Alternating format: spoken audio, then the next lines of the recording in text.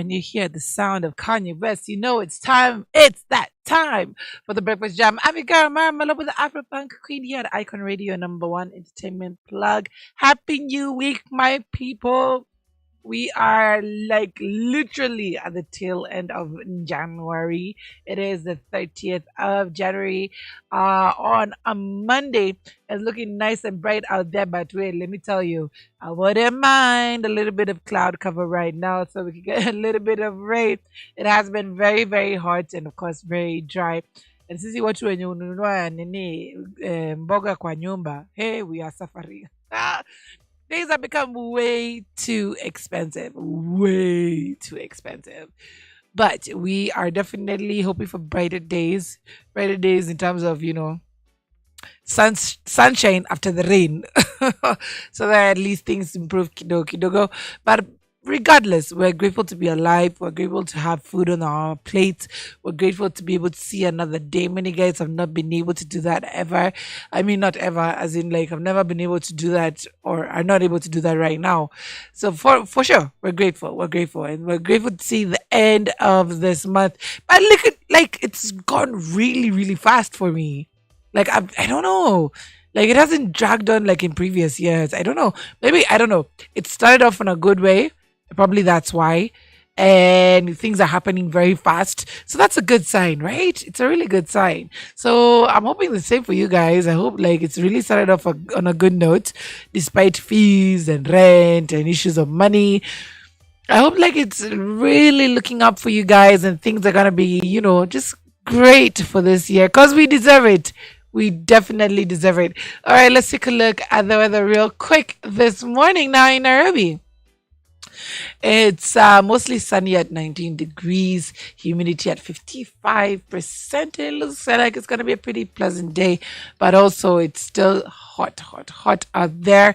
In Mombasa, it's at 25 degrees going into 8 a.m. Intermittent clouds, humidity at 81%. It's going to go up to highs of 32 degrees later on in the day in Kisumu. Hey, Kisumu have refused to tell us what's going on. All right, Kisumu. Mostly sunny at this time at 20 degrees, humidity at 59%. And it looks like it's also going to get hot later on today with up to highs of 31 degrees. But remember, no matter where you are, no matter the weather, you'll always have a great day with Icon Radio. You are streaming us on www.iconradio.co.ke, youtube.com/ at Icon Radio KE. As soon as I sit in this seat, my lines are open. So you can hit me up on +254 788 That is 0788380030, as well as on any of our social platforms. That is Icon Radio KE across the board. Right. We are also reachable on our hashtags. That is the Breakfast Jam, Icon Radio KE, Icon Radio, and the Breakfast Jam. Of course, like, follow, subscribe, and we got you covered. All right, let's get straight into the music as we get into past this manic Monday. Hoping to set you off on a nice tone. It's all about that throwback right here on the Breakfast Jam.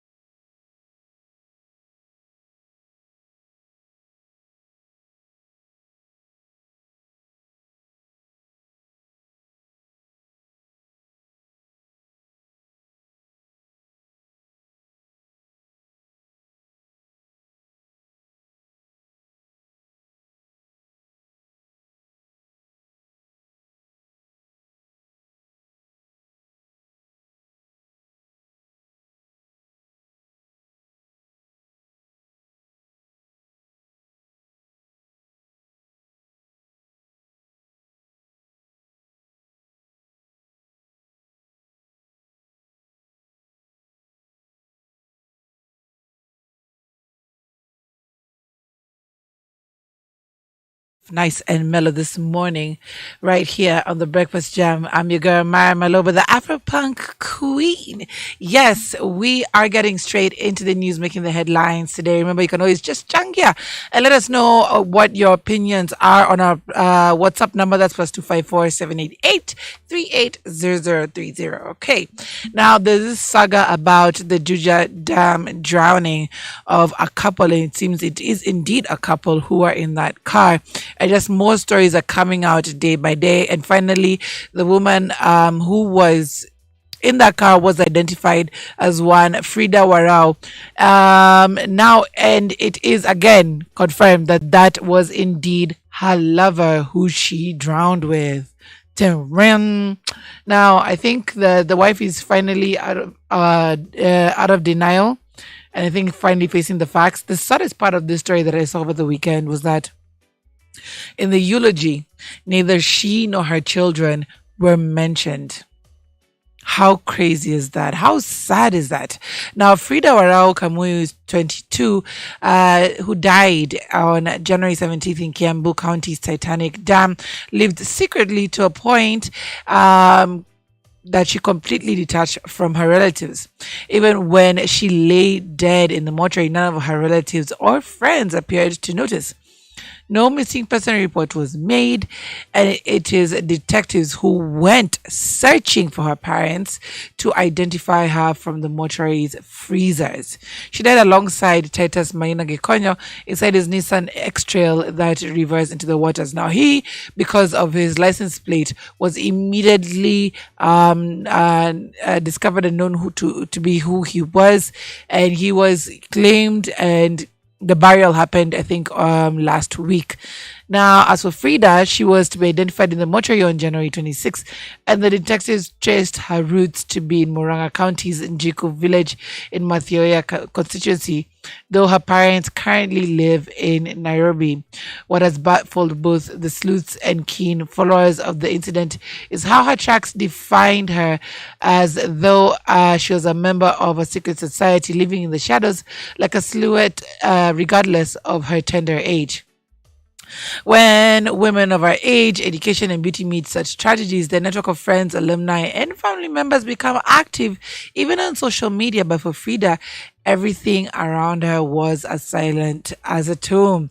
Now, her file has been opened at Juja Police Station after, taking fingerprints. And the fingerprints are what actually helped in identifying her as they followed through on the database. And of course, the cops were just, trying to piece together who exactly this woman was, because nobody came to claim her. Now, her assembled investigative file further indicates that while schooling in Thika, she had grown detached from her close relatives. Now, the file indicates that that she ran a money transfer agency in Thika and also did some socialite gigs in town, and the process hooked her up with the male friend with whom she died with. Now, the deceased male has housed her in a rental house in Makongeni Estate, situated on the outskirts of Thika town, as reported to have been seeing each other for the past 4 months. Now, one of her close friends from Makongeni said she was planning to leave the country. While the two have been identified, and autopsies as well as witness statements rule out any foul play, Kiambu County Detective Boss Mr. Richard Mwaura said investigations now seek to unravel whether the drowning was an incident or self-inflicted malice. Now, get this. Apart from her fingerprints identifying who she was, they found bruises on her left hand. So investigations will soon reveal what exactly happened, but it is indeed clear that she was the lover of this particular victim, her being a victim as well. So, of course, a lot of questions being raised, especially, I'm sure, for the widow right now. And I hope she finds peace in one way or another, because, woof, this plays out really, really crazy. All right. Now, it's been a busy time for the courts last week as they tackle the issues around marriage. Now, Kamwiste is not marriage, and no matter how many years you spend together, it is not something that is deemed as a legal union.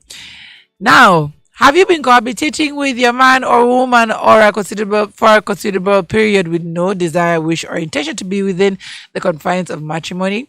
Well, the Supreme Court has bad news for you. In a precedent setting decision that may have far reaching consequences for couples who had pegged their hope on long cohabitation as proof of marriage, the Apex Court has ruled that this may end in premium tears if no evidence is provided to support the presumption of marriage.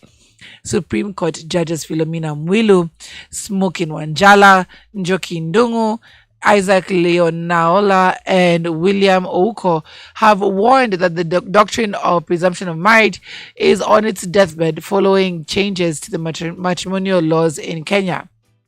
Now, the court said that the presumption of marriage should only be used sparingly where there is cogent evidence to support it. They said that where such a situation is evident, there is no intention whatsoever of contracting a marriage, and the presumption of marriage must never be made where this intention does not exist. It must always be remembered that marriage is a voluntary union. As such, courts should shy away from imposing marriage on unwilling persons. Now, the judges said they recognize that there exists relationships where couples cohabitate with no intention whatsoever of contracting a marriage. Now, the court also observed that a person may have been in a marriage before and the marriage is more due to death of a spouse or divorce and due to the prior experiences. Such persons may choose to have an interdependent relationship outside of marriage. They also ruled that you come as you are and therefore you leave as you are. Yes, that means upon divorce, each partner will leave the marriage with property he or she acquired individually.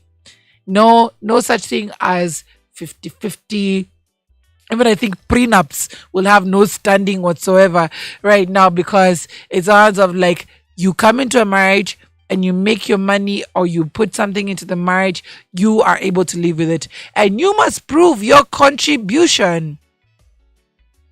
All right. You must prove that you actually came in with that moti, actually came in with that piece of land. So please make sure when documents are being signed that you are co-signing these things if you've bought it together, or you are signing on behalf of you because this is what you claim as your property, because the court has said the burden of proof is on you to provide evidence that you have indeed acquired it in the time of your marriage. Hey, so 50-50 is not a thing anymore, my friends. So as you're going into your marriages, be planning how exactly you want it to end up if, God forbid, it should end up in a way that is not desirable. All right, let us get back into the music. But I'd like to ask you guys, what do you think about this court ruling? Do you think that it is indeed fair to the people coming into the marriage, that it is indeed a thing that should be carried out for sure? Because let me tell you, getting into a marriage, you have high hopes, very, very high hopes of things working out. You never think about the eventuality of it not really working out. So with your planning, you know for sure you're doing it as a labor of love. But now the court is telling you to think otherwise, to plan strategically. What do you think? Do you think that this is something that should be indoctrinated into our society? I'd love to know. Let me know on +254 788 0030, and of course on our social media networks, and let's chop it up.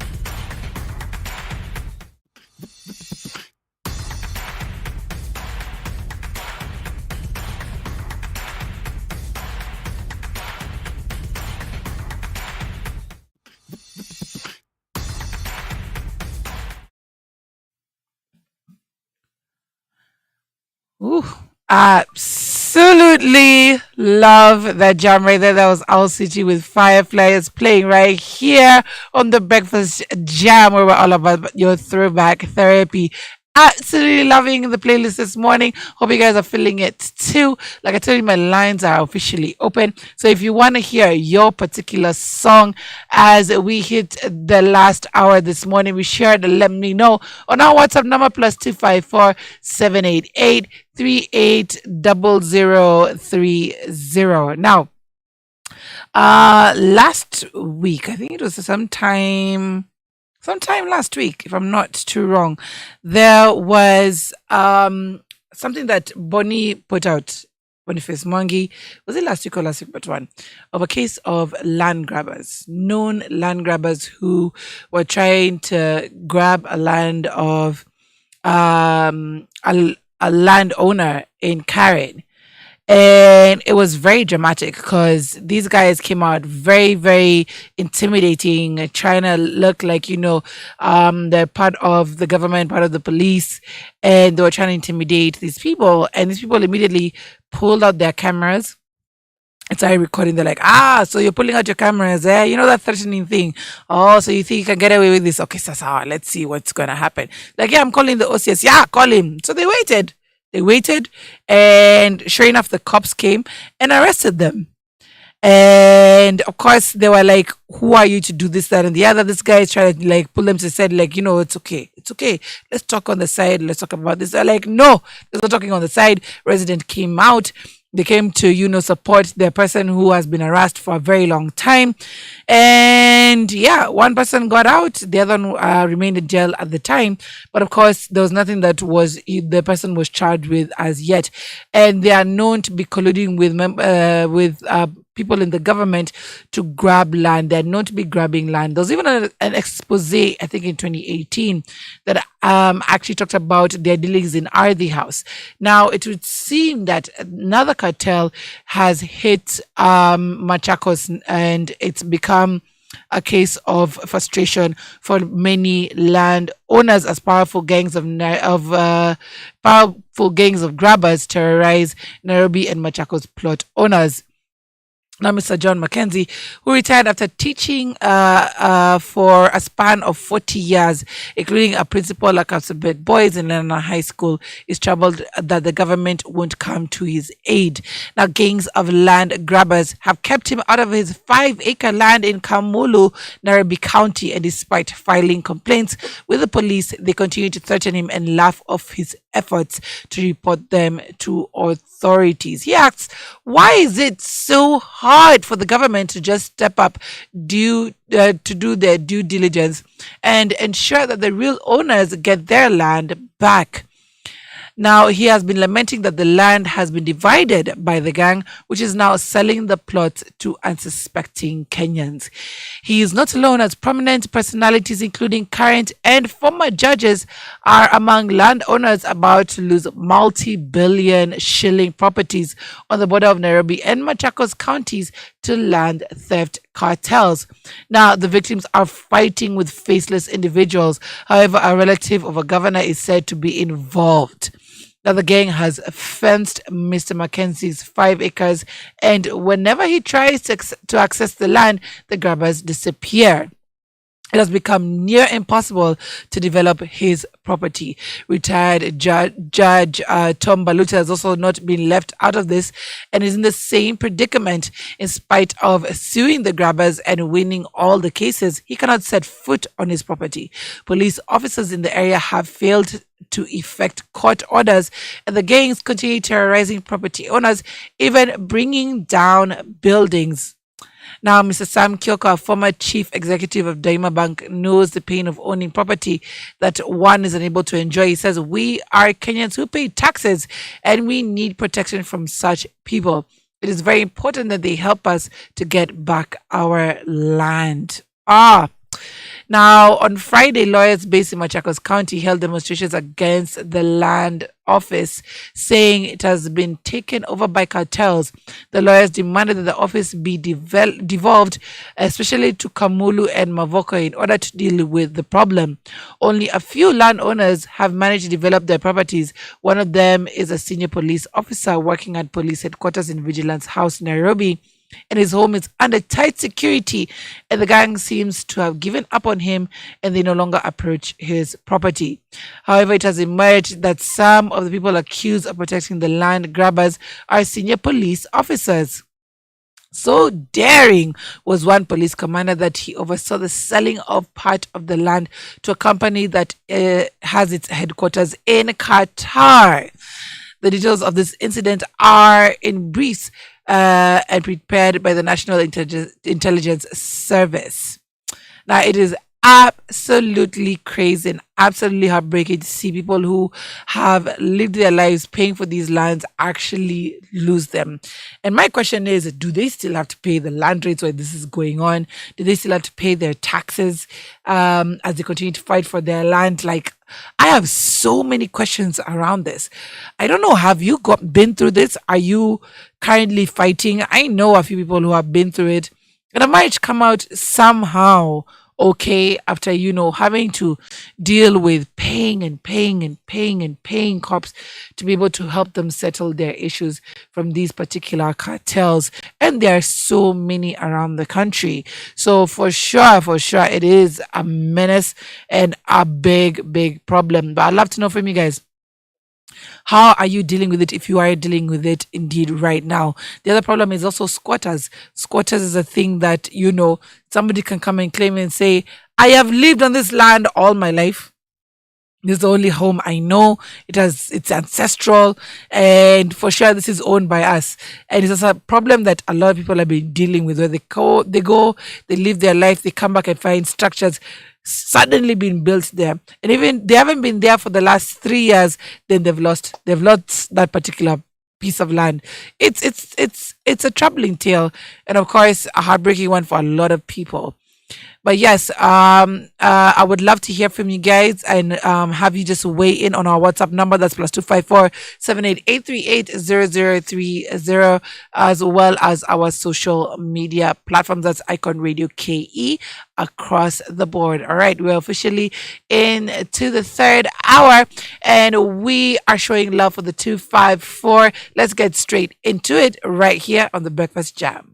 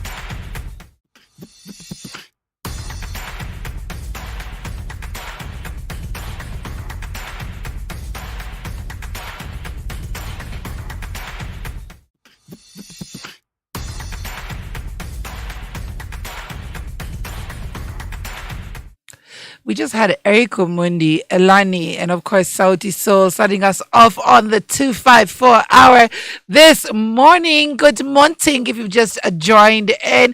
Of course, you're listening to the Breakfast Jam with me, Myra, Maloba, the Afro Punk Queen on www.iconradio.co.ke and youtube.com/@ Icon Radio KE. Continue to subscribe to our channel because we do love the love that you're showing us. And of course, like and follow on Icon Radio KE platforms across the board. You can follow me and I'll follow back on Yar Fox on Instagram, Twitter on the hashtags that is Icon Radio KE, The Breakfast Jam, and Afro Punk Queen.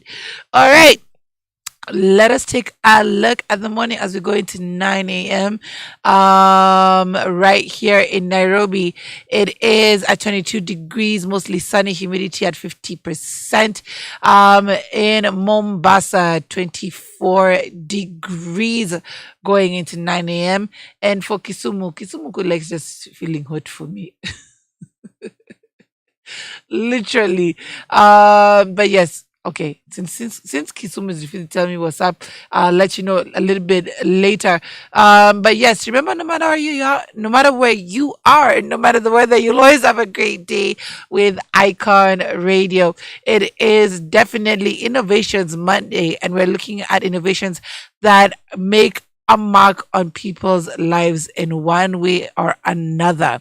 And there's no way we could talk about innovation without talking about the Jua Kali sector. And we're going to be taking a look at how they are training street children for free and offer them jobs there, right there where the artisans lay. So be sure to stand by for that because it is not only an innovative story, but also a feel-good story. So keep it right here as we get your morning started off.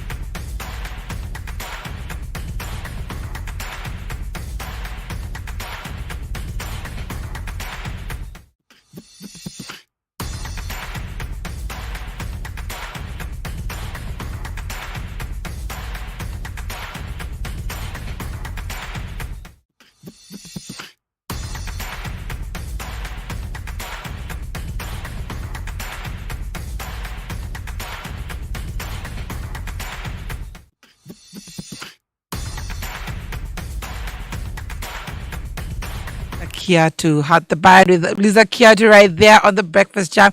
Hey, I had a complete brain fart. And instead of saying Eric Quinn, I said Eric Omondi, please throw all the stones. I will take them right now. Guy, I'm so sorry. Hey, that's why they call it a manic Monday. But we move regardless, or as President Uhuru used to say, irregardless, we move. All right, let us take a look at our Motivation Monday topic of today. Now, the Juakali sector is known to be there for years, and they have helped many Kenyans just shape their homes from, their kitchenwares to travel boxes, to literally things that you would need for your business. And whenever you move around that area, especially the Kamkunji area, it's just like literally the light is always shining on your face because of how many shiny things they're making over there, and they're really, really hard at work. And it's like, I think that area is worth billions in itself. Now, artisans in Kamkunji Juakali market in Nairobi have initiated a program to train street children for free and offer them jobs as a way of keeping them away from crime. I'm already applauding this when I'm reading it. Now, the Kamkunji Juakali Association on Monday, January 23rd, through their association Secretary General Tomboya, stated that the association equipped the street children with necessary artisan skills to enable them to earn a living. Namboya added that the venture also served as a training center for pupils who were not able to get post-high school education, or those who did not get necessary grades to transition to high school. Now, he said, we train them so that instead of stealing from others in the streets, they get a real opportunity to acquire skills and rightfully make their money.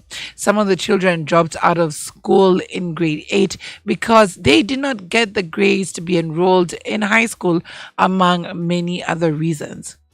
Boy explained that the trainees had an opportunity to continue working with them at the market after their training, allowing them to put their skills to good use. However, James Mwaura, the chairman of the association, lamented that the market had since become too small because of this increasing number of artisans joining the association through the program. Now, the chairman pleaded with the government to allocate them a bigger space to enable ease of their operation. The space has become too small. It was meant to accommodate 350 people, but we have grown to 8,000 artisans. Now, Mora added that the government should help them find markets outside of Kenya, as many of their products, including the school metal boxes, are bought majorly during the start of a school year. All right. When we come back, we'll take a look at how this is shaping out, especially with the addition of just the government weigh in. And of course, look at how vocational training should indeed be back, because it doesn't, your life does not end when you get bad braids, bad braids. Bad grades, as we were saying last week. But you can still be of use to society with using your hands. So when we come back, we'll be taking a look and continue to laud this amazing initiative right here.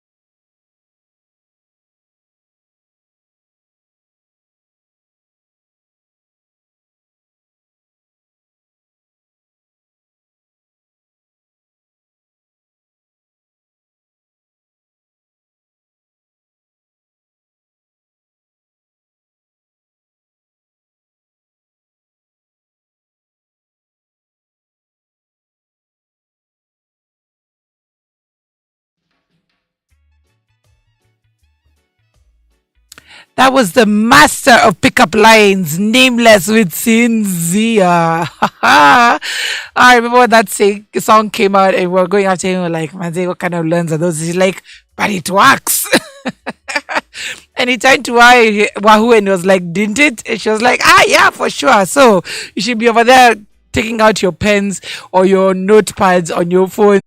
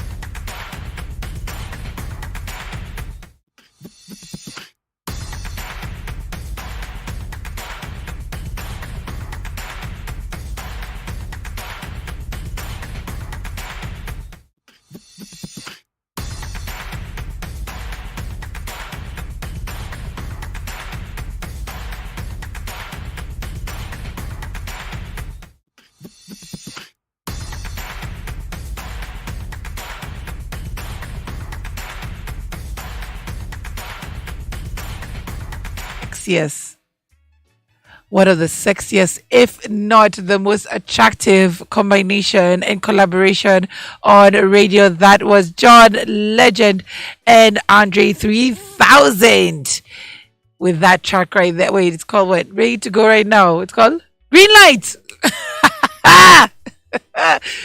What was I saying? Ready to go right now. It's called Green Light. Let me tell you, those two looked so good together on screen. With them like smiling, John Legend with his little eyes.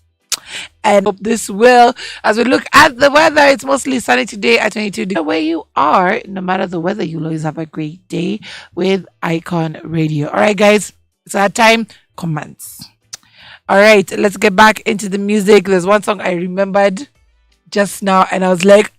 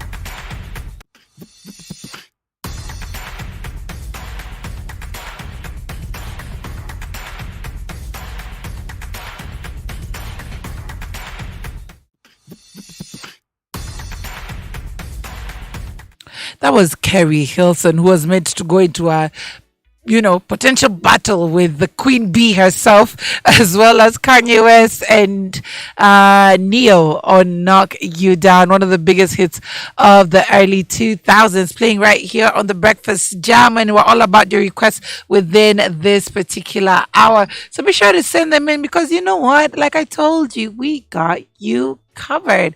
All you have to do is hit us up 788380030, or on any of our Icon Radio KE social platforms. You can also hit me up personally at Nyar Fox on Instagram and Twitter at Maloba. Follow, and for sure I'll follow back. Sinanga so there's nothing here that says that I need to have more numbers than everybody else.